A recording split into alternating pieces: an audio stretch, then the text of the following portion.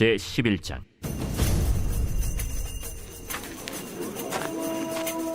온 땅의 언어가 하나요 말이 하나였더라. 이에 그들이 동방으로 옮기다가 시날 평지를 만나 거기 거류하며 서로 말하되, 자, 벽돌을 만들어 견고히 굽자. 이에 벽돌로 돌을 대신하며 역청으로 진흙을 대신하고, 자, 성읍과 탑을 건설하여 그 탑 꼭대기를 하늘에 닿게 하여 우리 이름을 내고 온 지면에 흩어짐을 면하자. 여호와께서 사람들이 건설하는 그 성읍과 탑을 보려고 내려오셨더라.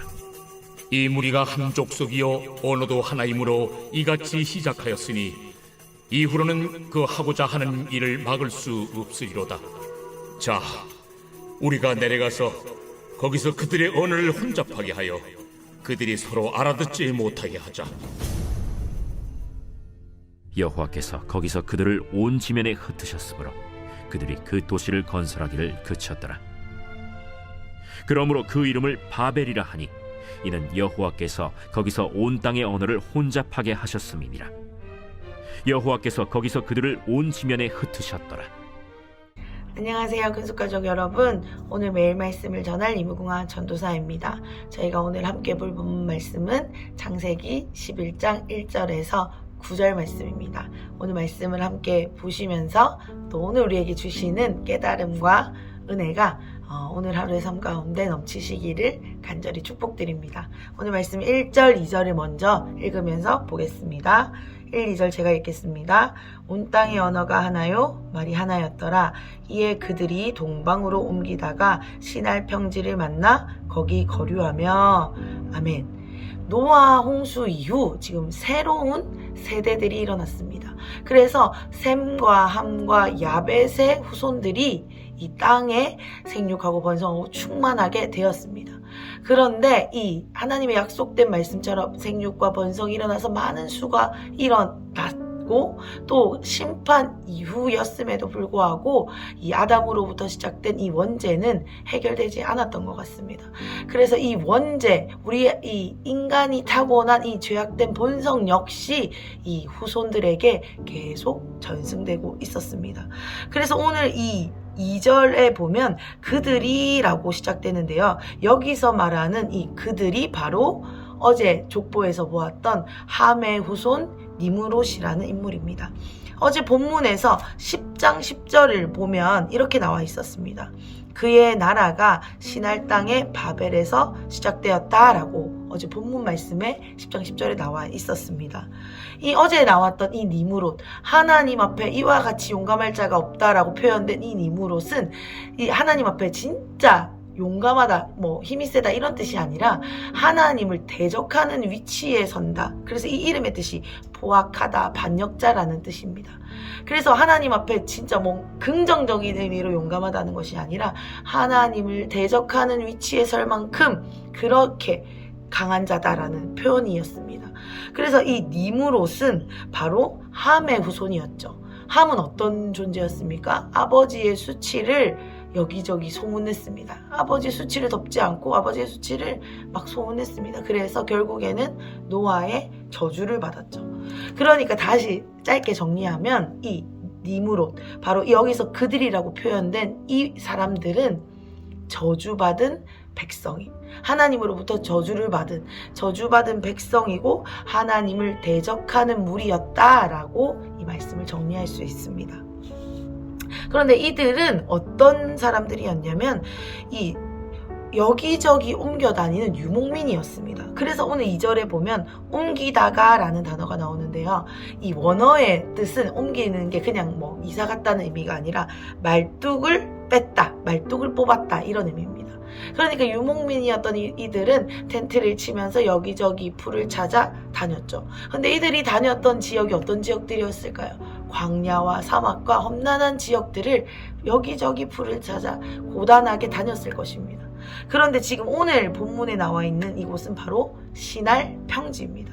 그래서 풀이 많은 이 시날 평지를 발견하자 이들이 안정감이 느껴지고 더 이상 우리가 움직이지 않아도 되겠다라고 생각하면서 여기에 정착을 한 것입니다. 이 저주받은 이 사람들의 뭔가 이제 안정감을 찾을 수 있는 거리를 찾은 것이죠. 그래서 이들이 한 것은 거기서 정착을 했고, 정착을 하다 보니까 그전에는 이동하면서 살아야 했기 때문에, 옮겨야 됐기 때문에 이 집 문화가 쉽게 옮길 수 있는 문화였다면, 정착해서 살다 보니 더 이상 옮길 필요가 없으니 이제 집을 짓는 이 기술들이 발전하기 시작했습니다. 그래서 이제는 아주 높은 차원의 수준인 역청으로 진흙을 대신하여 벽돌을 굽고 사이사이를 메우는, 우리로 치면 이 아스팔트를 이 집을 건설하는 아주 고차원적인 이 기술이 발달하기까지 된 것입니다. 그런데 이 여기까지 지금 보면은 지금 뭔가 이들의 입장에서는 아주 좋은 일입니다. 계속 옮겨 다니던 것을 멈추게 되었고, 또 새로운 기술이 발견되어져서 아주 그 삶이 안락해지는 그러한 단계로 이들의 입장에서는 아주 좋은 일들이 일어난 것입니다. 근데 그러다 보니 이제 어떻게 말하냐면 3절, 4절을 제가 읽어보겠습니다. 서로 말하되 벽돌을 만들어 견고히 굽자 하고 이에 벽돌로 돌을 대신하여 역청으로 진흙을 대신하고, 또 말하되 성읍과 탑을 건설하여 그 탑 꼭대기를 하늘에 닿게 하여 우리의 이름을 내고 온 지면에 흩어짐을 면하자라고 말하고 있습니다. 이제 뭐가 안정이 됐어요. 계속 옮겨 다니다가 안정이 된 이들이 이제 하게 된 고백은 무엇이냐면, 우리의 이름을 내고 흩어짐을 면하게 하자라고 말하고 있습니다. 우리가 이 말을 들었을 때 그냥 한마디로 정리하면 좀 큰 개념으로는 얼마나 교만한 말인지 알 수 있습니다. 그런데 이것을 이 교만, 물론 교만이 맞지만 조금 더 저는 구체적으로 좀 더 작은 개념으로 한번 같이 묵상해 보면 어떨까 생각이 듭니다.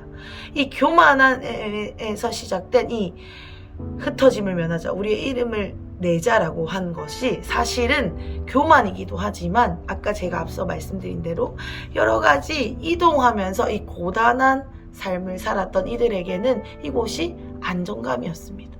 이제 좀 편해진 거예요. 그래서 그전에는 여러 가지 위험 요소가 있었기 때문에 늘 불안해서 뭔가 우리의 힘으로는 되지 않는다라는 것을 알 수 있었는데, 이제 그 삶이 편안해지고 안정이 되자 필요가 없어졌습니다.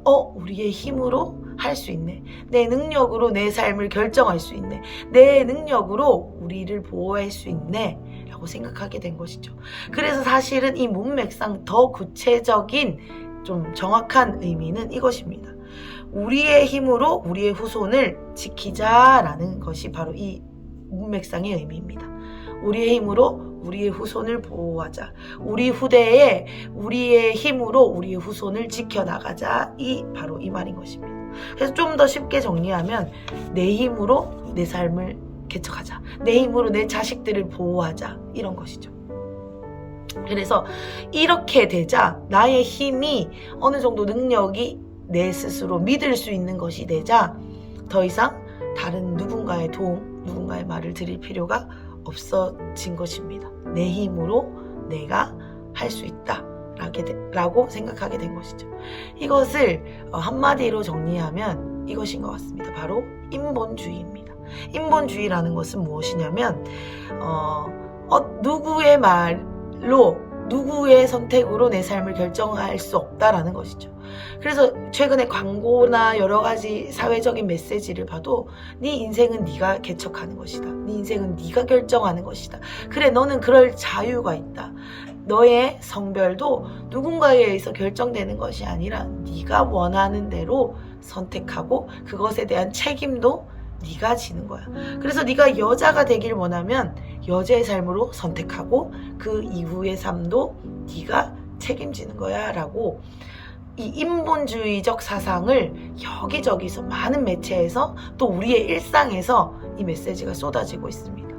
사실은 이게 굉장히 정당하게 들립니다. 내 힘으로 내가 보호하는 것, 내 힘으로 내 자녀들을 지키는 것, 내 힘으로 내 새끼들을 길러내는 것, 그래서 내 후대를 보존하는 것이 굉장히 합리적이고 이치에 맞는 이야기처럼 들립니다. 누군가의 도움을 받지 않는 것이 굉장히 훌륭하게 느껴지기까지 합니다. 그런데 하나님은 지금 오늘 이 말씀을 통해서 우리에게 이 인본주의가 이 우리 현 시대적인 사상이나 또 하나의 가치나 문화가 아니라 우리가 대적해야 될 영임을 말씀해 주시는 것 같습니다. 그래서 이들이 지금 자신의 힘을 의지할 수 있다라고 믿게 되자 더 이상 누군가의 도움이 필요 없어지고 자신의 힘으로 자신의 후대를 지키기 위해 애쓰기 시작하게 되었습니다. 사랑하는 큰숙가족 여러분, 우리 안에 이러한 사상이 심겨져 있지는 않습니까? 우리의 힘으로, 우리의 노력으로, 우리의 어떠함으로 우리의 인생을 결정하고 우리의 삶을 영위하는 것이 당연하게 생각되어지고 있지는 않습니까? 그런데 하나님은 오늘 말씀을 통해서 그러한 사상, 그러한 생각이 잘못되었다라고 말씀해 주십니다. 우리가 뒤에 말씀을 좀 더 읽어보면 이것이 왜 잘못된 것인지 좀 더 묵상해 볼 수 있을 것 같습니다. 말씀을 좀 계속 보겠습니다.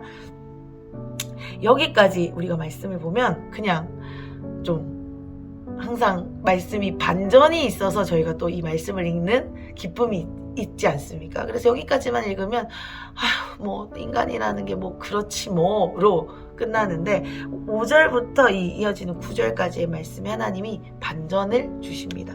5절부터 다 읽진 않겠습니다. 5절에서 7절, 9절에 이어지는 말씀 제가 짧게 정리하면 이겁니다. 하나님이 내려오셔서 7절 하나님을 언어를 혼잡하게 하십니다. 그래서 결국에는 9절 온 지면에 우리 흩어지지 말자, 우리 뭉치면 살고 흩어지면 죽는다, 우리가 우리 힘으로 우리를 지키자 했던 이들을 흩어버리십니다. 그래서 반전이 일어났어요. 이 사람들의 입장에서 보면은, 그들의 입장에서 보면은 재앙입니다. 완전한 재앙이에요. 우리의 힘으로 우리가 한번 해보겠다 하는데 이것들을 무마시키시고 흩어버리시기 때문에 이들의 입장에서는 재앙과 같은 일이 벌어졌습니다. 그런데 하나님의 관점에서는 어떻다는 것을 우리가 알고 있습니까? 이것이 축복이죠. 기회고 간섭입니다. 창세기 1장 28절 우리가 잘 알고 있는 말씀이 있습니다. 생육하고 번성하고 땅을 충만하고 다스리고 정복하는 말씀이 이 하나님의 사명으로 이 땅에 또한 우리에게, 하나님의 자녀들에게, 하나님의 백성들에게 부어졌습니다. 근데 이것은 쉽게 말하면 세상으로 흩어져라 라는 말씀이죠. 흩어져서 네가 내게 받은 유업을 이어서 그 삶으로 살아내라 라는 것이지 않습니까? 그리고 이 말씀은 이 창세기 1장 28절에만 나와 있는 것이 아니라 노아 홍수 이후 노아와 노아의 아들들에게 똑같이 한 번 더 주어진 말씀입니다. 너희가 흩어져라, 가서 너희의 사명을 다해라 라고 하나님이 다시 새 언약과 함께 이 말씀, 이 약속을 주셨습니다. 그런데 이 인간이, 이 인본주의의 영이 사로잡히자 누구의 도움도 필요 없다, 내 힘으로 내가 개척할 수 있다라는 큰 개념에서의 교만이 인간을 사로잡자 내 힘으로 내 후손을 지킬 거야 라는 이 인본주의적 사고, 이 교만한 생각이 흩어짐을 면하게 만들었습니다. 그런데 오늘 말씀을 보면 하나님은 반전을 일으켜주셔서 이 흩어짐을 허락하십니다. 기회를 받은 것이고 다시 하나님이 원래 약속하신 그 약속이 성취되는 모양으로 다시 변화시켜 주신 것입니다. 이 말씀을 읽으면서 저는 개인적으로 이런 묵상이 되었습니다. 우리 삶에 재앙처럼 느껴지는 순간들이 있었습니다. 그리고 현재 혹시 재앙이 허락된, 재앙처럼 느껴지는 일이 허락된 분들도 또 계실 줄 압니다. 이미 그런 재앙과 같은 사건을 겪었든 지금 재앙이든 우리 앞에 또한 그 재앙과 같은 일들이 우리의 삶에 엄습해 오던지 간에 오늘 이 말씀을 기억하셨으면 좋겠다라는 마음이 들었습니다. 바로 무엇이냐면 하나님은 우리 삶에 재앙처럼 느껴지는 이 순간도 선으로 바꾸신다는 것입니다. 그들의 입장에서는 말이 섞여서 흩어지게 된 것이 엄청난 재앙입니다. 내가 한번 해보겠다는데 왜 내 힘으로 할 수 없도록 다 망쳐버리시는 것 같은 재앙입니다. 그런데 하나님은 우리에게 주시고자 하는 것이 우리가 잘 알고 있는 예레미야 29장 11절 말씀이 무엇입니까? 너희를 향한 나의 생각은 평안이요 재앙이 아니다. 미래의 소망이다, 희망이다 말씀해 주시는 이유가 바로 이 말씀에 담겨 있다 생각합니다. 바로 이 흩어짐은 우리의 사명으로 돌아가는 길이기 때문입니다. 이들에게는 재앙이었지만 이 기회를 받은 이들은 이 재앙이 아니라 하나님의 원래 사명을 지킬 수 있는 자리로 돌아가게 된 것입니다. 사랑하는 큰숙 가족 여러분, 우리에게 재앙과 같은 사건이 허락되었습니까? 그렇다면 그것은 하나님의 저주가, 하나님의 우리를 향한 재앙이 아니라 우리를 사명의 자리로 부르시는 하나님의 초청임을 우리가 함께 기억했으면 좋겠습니다. 우리에게 하나님은 재앙을 허락하시는 분이 아니십니다. 하나님은 언제나 우리에게 좋은 것을 허락하시는 분이십니다. 그렇기 때문에 우리에게는 재앙같이 느껴지는 그 순간에도 하나님은 일하고 계시는 것입니다. 그래서 그 일을 통하여서 흩어짐을 면하려고 했던 자들에게 흩어짐을 허락하심으로 그 사명, 하나님이 우리에게 허락하신 그 사명을 완수하도록 하나님이 그 일에 반전을 허락하시는 것입니다. 우리에게 재앙이 있습니까? 우리에게 힘든 일이 있습니까? 우리가 감당하지 못할 어려움이 허락되어 있습니까? 하나님이 우리를 사명의 자리로 초청하고 계십니다. 하나님이 우리에게 약속하신 우리 본래의 부르심을 회복하시기를 원하심으로 우리를 초청하고 계십니다. 사랑하는 큰숙 가족 여러분, 우리가 오늘 그 초청에 반응하는 하루가 되시기를 간절히 축복합니다. 제게도 그런 초청이, 부르심이 있다라고 생각합니다. 그래서 저는 오늘 그 부르심에 반응함으로 나아가고 싶습니다. 내가 이것이 재앙이라고 여겼는데 이것이 재앙이 아니라 하나님이 나를 부르시는 사건으로 반전된다면 우리의 인생은 슬픔에서 기쁨으로, 재에서 화관으로 바뀔 줄 믿습니다. 우리 안에 있는 인본주의, 내가 내 힘으로 해보려고 했던 이 열심을 내려놓고 주님이 우리를 부르시는 그 부르심과 그 초청에 반응하셨으면 좋겠습니다. 그때에 하나님이 우리의 삶을 선으로, 하나님이 원래 부르신 창조의 목적으로, 기쁨으로, 또한 우리를 다스리는 복으로 허락하실 것입니다. 그런 하루가 되시기를 간절히 축복하면서 저도 그런 하루를 살기를 도전하겠습니다. 함께 도전합시다. 제가 기도하고 말씀을 마치겠습니다. 하나님, 언제나 선하신 하나님으로 인하여 감사드립니다. 하나님, 먼저 우리가 회개하고 싶습니다. 우리 안에 너무나도 뿌리 깊이 박혀있는 이 노아 홍수 이후에도 여전히 존재했던 이 인본주의의 영을 이 시간 회개합니다. 하나님, 내가 이 인본주의의 영으로 우리의 자녀들을 가르쳤던 것을 회개합니다. 내 힘으로 내 삶을 영위해야 된다고, 네가 네 인생을 책임져야 된다고 말했던 이 인본주의의 사상을 이 시간 깨트리고 회개합니다. 그래서 그 인본주의의 영을 전승했던 것들을 회개합니다. 하나님, 우리의 인생은 하나님이 책임지시는 것입니다. 하나님, 우리의 인생은 하나님이 다스리시고 주관하시는 것입니다. 결코 우리의 생각과 우리의 힘으로 결정할 수도, 보호할 수도, 우리의 힘으로 영위할 수도 없음을 이 시간 인정하고 그렇게 생각했던 것들을 회개합니다. 혹시 저처럼 알게 모르게 인본주의의 영으로, 교만함으로 우리가 스스로 우리의 삶을 이루어가려고 했던 것들이 있다면 이 시간 함께 내려놓게 하여 주시옵소서.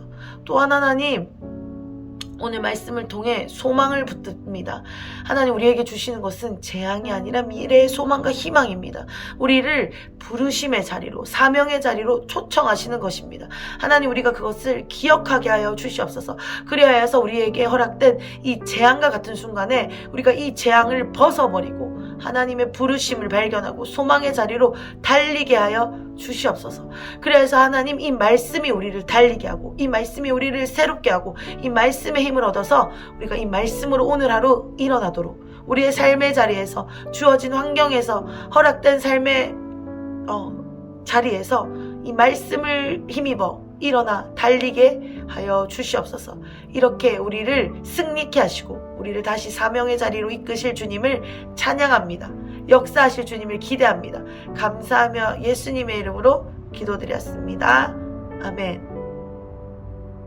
할렐루야. 사랑하고 축복합니다. 화이팅!